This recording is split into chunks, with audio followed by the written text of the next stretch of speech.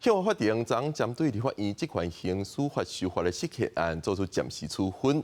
总统府行政院是尊重裁定。也那国民党主席朱立伦今仔日是表示，会继续邀请总统罗清德到立法院国情报告。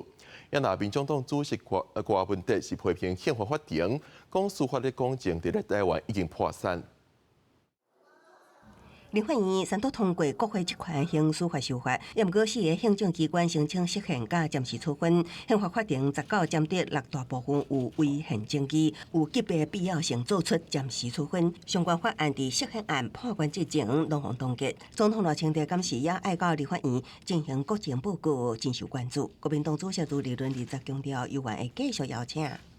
也是赖总统的一个承诺，那我们还是持续的邀请。那当然尊重最后赖总统是不是愿意遵守承诺的一个决定。针对立法院调查权方停止适用，朱立伦指出，民进党官老防查备，会尽一切办法抵制。另外，民进党发言人吴征精准预测裁定结果，民众党主席郭文德批评宪法法庭唔愿拿轮做民进党的帮手是台湾上大的危机。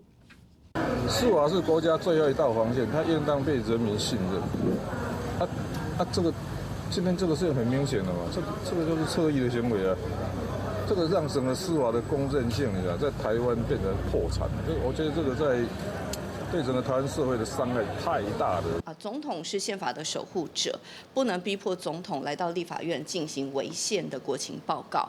那至于蓝白如果要再提出到底是合宪的或是适用的法律，当大法官都已经告诉蓝白的立委要自治的时候，他们真的还要恣意妄为吗？针对宪法法庭对南北立委的各项主张裁定结果，一直拢无提起。民众党团批评释宪案的主办协办纠正都是民进党，无需要反驳，宪法无受罪。那调野公防拖烧到8月初6的言辞辩论，无需要强调，毋是为着政党输赢，是捍卫宪政体制。记者综合报道。